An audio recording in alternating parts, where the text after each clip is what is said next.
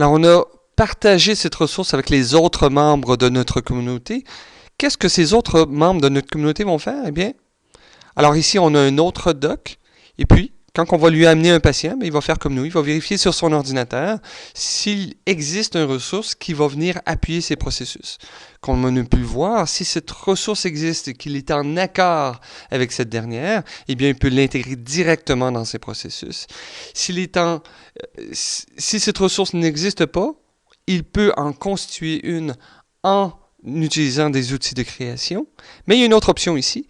Si cette ressource existe, mais qu'il pense que cette dernière peut être bonifiée. Je vais juste faire un pas en arrière ici pour indiquer que lorsqu'une ressource est sauvegardée et partagée avec l'ensemble de notre communauté, celle-ci va s'inscrire avec un code de couleur comme élément d'opposition, indiquant que cette ressource n'est pas passée à travers un processus officiel de révision, et je reviens sur ce processus-là un peu plus tard. Mais quelque chose est clair, lorsque cette ressource est utilisée, elle est également révisée et potentiellement même modifiée selon un principe bien connu par les utilisateurs de Wiki. Par exemple, j'ai ici une ressource prescription cystite qui avait été constituée sur un wiki que j'ai créé il y a quelques années. Lorsque j'accède dans un contexte clinique à cette ressource, mes connaissances sur le sujet m'amènent à croire que cette prescription est un peu simpliste. Alors je me propose de la bonifier. Je presse ici sur commentaire en bleu en bas à gauche. Et je vais indiquer ici qu'une ressource web que je cite, le Guideline Advisory Committee, est d'avis que ce type de prescription devrait prendre en évidence devrait prendre en considération certaines évidences. Et je vais aller bonifier cette ressource-là en pressant sur le bouton Edit this page en haut à gauche en rouge. Ce qui va faire en sorte que cette ressource devient un document éditable.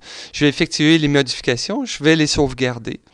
Et puis, celles-ci vont s'actualiser sur le système central et sur l'ensemble des systèmes périphériques. Et éventuellement, cette prescription-là va être éditée sur un mode sélectionné pour prescrire. On est encore en train de discuter de l'interface qui va être utilisée, mais il est probable que cette ressource va apparaître dans ce qu'on appelle une fenêtre de tagging, immédiatement à côté de la plage de travail qu'on utilise, ou à l'intérieur même de cette plage de travail qu'on utilise par un clic droit de la souris, comme on le voit ici. Je reviens sur l'interface un petit peu plus tard. Maintenant, si j'ai déjà accédé à cette ressource-là auparavant, ou si c'est moi qui avais construit cette ressource au départ, eh bien, je vais recevoir un message qui me dit « Cette ressource a été modifiée depuis votre dernière utilisation. Voulez-vous la consulter? » Et puis, non seulement je vais avoir l'information que j'ai déjà utilisé cette ressource et qu'elle a été modifiée, mais je vais savoir quand est-ce qu'elle a été modifiée et le nombre d'utilisations depuis sa dernière modification. Puis ça, c'est intéressant parce que le plus grand nombre, le mieux, puisque si cette ressource a été modifiée il y a 6 mois et utilisée 5547 fois depuis sa dernière modification, c'est donc dire que cette ressource a été relativement validée par l'ensemble de ma communauté de pratique.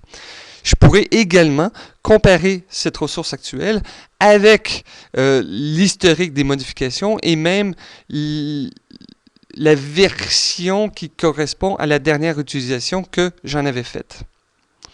Mais il se passe quelque chose d'intéressant ici, parce que quand est-ce que je suis le plus intéressé à apprendre quelque chose à l'égard d'une pathologie quelconque?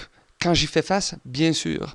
J'apprends ici, lorsque je réaccède à cette ressource, que celle-ci évolue, le plus probablement en fonction des meilleures évidences. Et j'ai donc l'occasion ici d'apprendre, mais pas seulement d'apprendre, mais également de transposer cette information directement à ma pratique. Et voilà, on adresse ici la problématique de la transposition des connaissances. Maintenant, un mot sur l'ontologie, immédiatement après la pause.